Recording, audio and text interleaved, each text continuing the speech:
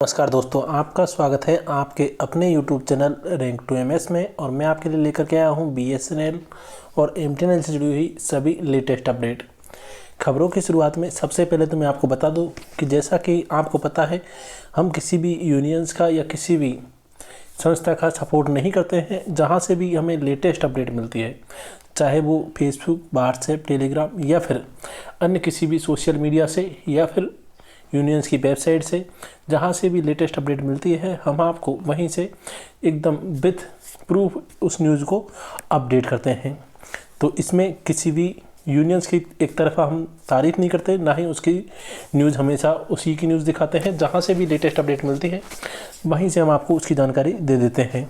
तो जैसा कि GTI योजना के बारे में आपको पहले से ही बताया जा चुका है कि 10 दिसंबर 2020 को जो निदेशक हैं मानव संसाधन से बात की गई थी यूनियंस के द्वारा, और गैर कार्यकारी अधिकारियों के लिए GTI की कार्यान्वयन में देरी पर अपनी नाखुशी जताई थी। परिणाम स्वरूप उस दिन ही निदेशक ने LIC के साथ GTI योजना के नियमों और शर्तों पर बातचीत करने के लिए एक समिति नियुक्त की। इसके बाद ही चीज़ें तेज़ी से आगे बढ़ी।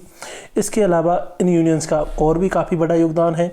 जैसे कि LIC ने एक शर्त रखी थी कि 70% जो नॉन एग्जीक्यूटिव कर्मचारी हैं वो 70% इस GTI योजना में शामिल होने चाहिए। जब BSNL की यूनियन के द्वारा इसका कड़ा विरोध किया गया तो इस शर्त को हटा दिया गया। वहीं कार्यकारी अधिकारियों के GTI के लिए प्रीमियम 1600 रुपये प्रति हर महीने के 18 से 50 वर्ष आयु वर्ग के रूप में तय किए गए थे, जबकि नॉन एग्जीक्यूटिव के लिए प्रीमियम 1000 रुपये प्रस्तावित किया गया था। जब यूनियंस के द्वारा जोरदार इसकी मांग की गई तो एग्जीक्यूटिव और नॉन एग्जीक्यूटिव दोनों के लिए प्रीमियम समान होना चाहिए, यह भी स्वीकार किया गया। बता दें, आज कम से कम इस जो मंथ की सैलरी है, जनवरी मंथ की सैलरी, उसका भुगतान 16 तारीख के अप्रोक्सीमेट में होने वाला है, यानी कि 16 फरवरी को। इसका मेन कारण क्या है? क्योंकि आप देख ही सकते हो, यहाँ यूनियंस के द्वारा हड़ताल की, अनलिमिटेड टाइम तक हंगर स्ट्राइक की यहाँ पर बात कही गई है। तो जैसा कि आप देख सकते हो, ये एक बहुत ही बड़ी अपडेट है जो यूनियंस के द्वारा उनकी वेबसाइट पर दी गई है। और जैसा कि आपको पता है, एक छोटी स्ट्राइक होती है तभी भी BSNL के कर्मचारियों की सैलरी दे दी जाती है, जबकि यहाँ पर इनडेफिनेट टाइम तक हंगर फास्ट रखने की बात कही गई है 15 फरवरी 2021 से। हालांकि इसमें न केवल सैलरी है, अन्य बहुत सारे मुद्दे हैं जिनकी मांग यहाँ पर की गई है, जिसमें रेगुलर प्रमोशन भी एक मेन मुद्दा है, जो कि 1 जुलाई 2018 से चालू है और सभी एलिजिबल एग्जीक्यूटिव्स के लिए है। तो यहाँ पर आप देख सकते हो कि इसमें बहुत सारे मुद्दे हैं, जिसमें रिवाइवल प्लान, BRS और BSNL 4G, land monetisation, BSNL MTNL का जो मर्जर था वो तो अब एक तरह से इनकार ही कर दिया गया है। और BSNL को दिल्ली और मुंबई में अब BSNL का भी नेटवर्क जारी रहेगा। और वहाँ पर एक तरह से देखा जाए तो BSNL और MTNL के कर्मचारियों की सैलरी में जो मिसमैच था, उसकी वजह से ये डिसीजन लिया गया। वहीं अन्य और भी कई कारण हैं, जैसे कि MTNL पर ज़्यादा कर्जा होना या फिर अन्य कई और टेक्निकल भी रीज़न हो सकते हैं, जिसकी वजह से इसको हटा दिया गया है हाल फिलहाल में। लेकिन अगर हम बात करें BSNL के कर्मचारियों की सैलरी की, तो जैसा कि आपको पता है कि जब स्ट्राइक होती है तभी BSNL के कर्मचारियों की सैलरी आने की संभावना पूरी बन जाती है। वहीं अगर ये हंगर फास्ट होने वाला है तो समझ लीजिए कि आपकी सैलरी उससे अगले दिन ही आपके अकाउंट में क्रेडिट हो जाएगी। तो ये तो थी BSNL के कर्मचारियों की सैलरी से रिलेटेड। यहाँ पर इन्होंने ये पॉइंट दिया भी हुआ है 5th नंबर पर कि salary payment on last working day of each month as revenue collection is about 1400 crore per month and the salary is about 425 crore, यानी 1400 करोड़ रुपए के अप्रोक्सीमेट रेवेन्यू जनरेट होता है हर महीने का BSNL का, और लगभग 425 करोड़ रुपए सैलरी में दिए जाते हैं। तो लेकिन अभी आप देख सकते हो कि पिछले 1 साल से, जब से BRS लिया गया है तब से, हालांकि जो खर्चा है, एक्सपेंडिचर है सैलरी पर, वो आधा हो गया है, लेकिन फिर भी सैलरी टाइम पर नहीं मिल पा रही है। तो AST expresses hope that salary payment will be regularised soon, यानी जल्दी ही सैलरी रेगुलर हो जाएगी। In order to motivate the employ salaries to be paid on the last working day and it is very much possible just by rescheduling other payments. It is really unfortunate that the salary payment has not become regular even after 1 year of BRS and expenditure reduction by more than half. तो ये तो थी salary से जुड़ी हुई खास update.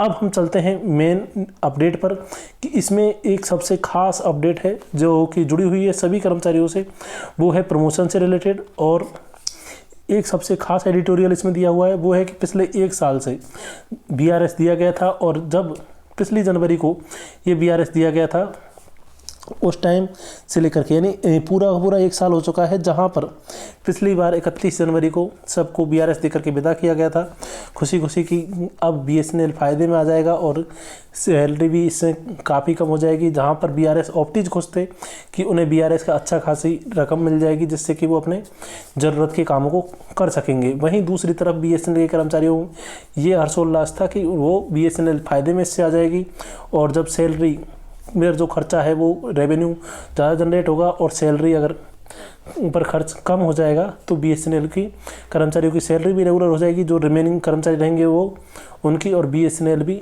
अपनी सेवाएं अच्छी तरह से दे पाएगा। वहीं दूसरी तरफ अगर देखें तो इसके विपरीत ना तो BRS ऑप्टीज का अभी तक 4th इंस्टॉलमेंट का कोई फाइनल लेटर जारी हुआ है, ना ही अगर दूसरी तरफ देखा जाए तो BSNL के कर्मचारियों की सैलरी रेगुलर हो पाई है। इसके कई कारण हैं कि BSNL के कर्मचारियों का रिटायरमेंट लेने के बावजूद भी सभी सेवाएं जितने भी कॉन्ट्रैक्ट वर्कर्स आए हैं उसकी बदौलत हालांकि सेवाएं थोड़ी सुधार तो हुआ है, लेकिन फिर भी नंबर ऑफ कनेक्शन लैंडलाइन कनेक्शनों में काफ़ी ज़्यादा कमी आई है, और जितने भी कॉन्ट्रैक्ट वर्कर्स हैं उनका भी काफ़ी लंबे समय से भुगतान नहीं होने की वजह से भी ये समस्या काफ़ी बड़ी है। वहीं दूसरी तरफ अगर देखें तो BSNL 4G जो कि पूरा 1 साल बीतने के बाद भी अभी तक BSNL 4G लॉन्च नहीं हो पाया है। हालांकि अगर अभी भी हम चाहते हैं तो 50,000 जो BTS हैं जिनको 3G से 4G में अपग्रेड करना है तो उनको आसानी से यह थोड़ी बहुत टेक्निकल असुविधाएं हो सकती हैं, लेकिन फिर भी उनको अपग्रेड किया जा सकता है। हालांकि बाकी के 50,000 हैं उनको अपग्रेड करने के लिए अभी टाइम लगेगा, लेकिन जो 50,000 3G से 4G में अपग्रेड किए जा सकते हैं उनका अपग्रेडेशन अभी भी पॉसिबल है। तो इसके ये एक काफ़ी महत्वपूर्ण मुद्दा था जिसे हम अब तक कर सकते थे, और अगर नहीं किया है अब तक तो हम आगे जल्दी ही इसको कर पाएंगे अगर BSNL के कर्मचारी और BSNL मैनेजमेंट इस पर उचित डिसीजन लेता है तो उससे भी जुड़ा हुआ एक खास मुद्दा था इसमें। इसके अलावा आपको बता दें कि चाहते तो पिछला जो 5 महीने तक कोई रिस्ट्रिक्शन नहीं था, जो पिछली साल में जो साल भर का टाइम है उसमें लगभग 5 महीने ऐसे थे जिसमें BSNL के अंदर 4G लाया जा सकता था, उसमें कोई रिस्ट्रिक्शन नहीं था। हालांकि बाद में कोरोना के पीरियड की वजह से और कुछ अड़चन आने की वजह से फिर 4G पर अपग्रेडेशन ही एक पॉसिबल रह गया। दूसरा जो कोर कंपनी जब तक नहीं आएंगी, इंडिया लेवल ऑल इंडिया का नेटवर्क जब तक नहीं आएगा तब तक ये पॉसिबल अब नहीं हो पाएगा। हालांकि जितना रिवाइवल प्लान के अंदर BRS लेना मायने रखता है उतना ही मायने रखता है लैंड मोनेटाइजेशन और BSNL 4G। तो लैंड मोनेटाइजेशन अगर हो जाता है तो BSNL का जितना भी कर्ज था वो चुक जाएगा, जो कि लगभग 20,000 करोड़ के आसपास का है बैंक लोन। तो अगर ये चुक जाता है तो भी BSNL के ऊपर कर्ज एक तरह से नहीं रहेगा और BSNL को सिर्फ सैलरी और अपनी जो सेवाएं हैं वही सुचारू करनी पड़ेगी। लेकिन 1 साल होने के बावजूद भी कोई बड़ा ऐसा लैंड मोनेटाइजेशन से रिलेटेड नहीं आया है।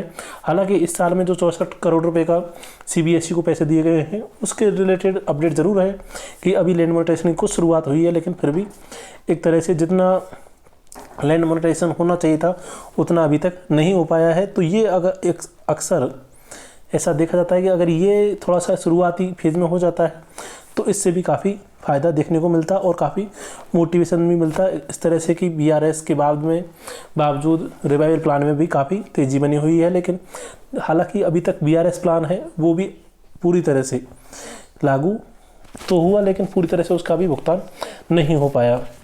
वहीं दूसरी तरफ BSNL के अंदर प्रमोशन से रिलेटेड भी काफ़ी सारे मुद्दे हैं कि BSNL कर्मचारियों का प्रमोशन भी टाइमली नहीं हो पा रहा है, जिसकी वजह से भी एग्जीक्यूटिव्स डिमोटिवेटेड हैं।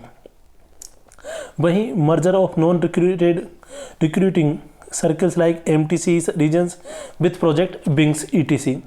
तो मर्जर से रिलेटेड भी यहाँ पर समस्या बनी हुई है। इसके अलावा on BRS majority of the executives in the field units took BRS but replacement not happens, यानी कि ज़्यादातर स्टाफ के द्वारा, एग्जीक्यूटिव्स के द्वारा फील्ड यूनिट्स है वहाँ से रिटायरमेंट BRS ले लिया गया है, लेकिन उनका रिप्लेसमेंट अभी तक नहीं हो पाया है। ये भी एक बड़ी समस्या है जिसकी वजह से सेवाएं गड़बड़ा रही हैं।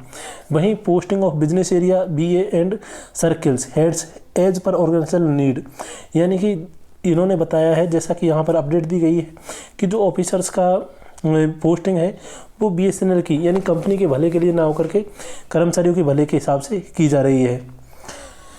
इसके अलावा आउटसोर्सिंग ऑफ एक्सटर्नल प्लांट, यानी कि जितने भी जो BSNL के एक्सचेंज है उसमें पावर सप्लाई का जो वर्क है या फिर टेलीफोन ब्रॉडबैंड का वर्क है वो कॉन्ट्रैक्ट पर दिया है। हालांकि उस पर कॉन्ट्रैक्ट पर देने के बाद भी उसमें सुचारू रूप से या सही तरह से उनका काम नहीं हो पा रहा है, इसकी वजह से भी काफ़ी नुकसान हो रहा है। तो as we suggested if the tender was open to the small contractors and contract workers doing the maintenance work for many years the picture would have been entirely different. The massive surrender of landline connection shows the flow in the tender execution. तो यहाँ पर कहा गया है कि जो landline connection है उनका बहुत ज़्यादा मात्रा में सरेंडर करना ये बताता है कि टेंडर के एग्जीक्यूशन में कुछ ना कुछ मिस्टेक है। The non availability of JTO और SD in the external plant made the contractor their job easy simply to submit the bill and take the payment. The capping on penalty 15% also favored them, as many thought that it is an opportunity to get 85% payment without doing any work. Earlier, such contractors were checked by the JTO or SD posted in the external plant, but today after the BRS, the few JTO or SD posted could not even able to do the sample check. Even they could not insist for making stores available on ensuring minimum manpower by the contractors at the exchanges for the maintenance or NPC purposes, as there is no enabling provision in the tender. Regular payment of salary के बारे में आपको जानकारी इससे related दे ही दी। अब सबसे खास चीज़ कि आपको बता दें कि 15 फरवरी 2021 से इसके लिए यूनियंस के द्वारा, BSNL की सभी यूनियंस के द्वारा, खास करके ये जो यूनियंस के द्वारा अपडेट किया गया है उनके द्वारा तो ये सपोर्ट किया ही जा रहा है, लेकिन मेरा मानना है कि सभी यूनियंस के द्वारा इस पर सपोर्ट किया जाएगा और 15 फरवरी 2021 को से ये इनडेफिनेट हंगर फास्ट पर जा रहे हैं, जिसमें सभी मुद्दे खास करके BSNL 4G, BSNL land monetisation, BSNL executives का प्रमोशन, BSNL के कर्मचारियों की सैलरी, ये सब इसमें खास मुद्दे हैं। इसके अलावा भी इन्होंने कई सारे मुद्दे इसमें रखे हैं। तो आप देख सकते हो कि यहाँ पर इन्होंने मीडिया रिपोर्ट में अगर हम देखें तो BSNL MTNL के मर्जर तो डिफ़र कर दिया है ग्रुप ऑफ मिनिस्टर्स के द्वारा, लेकिन BSNL land sale for CBSE ₹64 crore यानी 64 करोड़ रुपए का CBSE को लैंड जो है मोनेटाइजेशन वो किया गया है। और इसके अलावा और अन्य न्यूज़ देखें तो अभी तक तो ये इतनी ही अपडेट यहाँ पर दी हुई है। इसके अलावा यहाँ पर देख सकते हो BSNL MTNL merger sealed as group of ministers says not feasible cabinet to meet soon. तो ये तो थी इससे रिलेटेड अपडेट और यहाँ पर इन्होंने काफ़ी डिमांड वगैरह भी दी हुई है जो उसको मैंने इनके बारे में पहले से बता दिया था। तो ये तो थी अब तक की सभी अपडेट। मिलते हैं नेक्स्ट वीडियो में नेक्स्ट न्यूज़ के साथ में, तब तक के लिए धन्यवाद। और जैसे ही BRS ऑप्टीज के 4th इंस्टॉलमेंट से रिलेटेड या फिर BSNL के कर्मचारियों की सैलरी की जो कोई अगर डाटा रिलीज होता है, कुछ प्रूफ आता है कंपनी से, जैसे कि कभी कभी क्या है कि 1-2 दिन पहले अगर पेमेंट होने वाला होता है तभी भी प्रूफ आ जाता है तो कि हाँ सैलरी आपके खाते में चढ़ने वाली है जल्दी ही, तो हम उससे रिलेटेड भी आपको अपडेट दे देंगे अगर ऐसी कोई जानकारी मिलती है तो। लेकिन समझ लीजिए कि इस महीने की सैलरी भी लगभग 16 तारीख को ही आपकी क्रेडिट हो पाएगी। बाकी मिलते हैं नेक्स्ट न्यूज़ में जल्दी ही। धन्यवाद।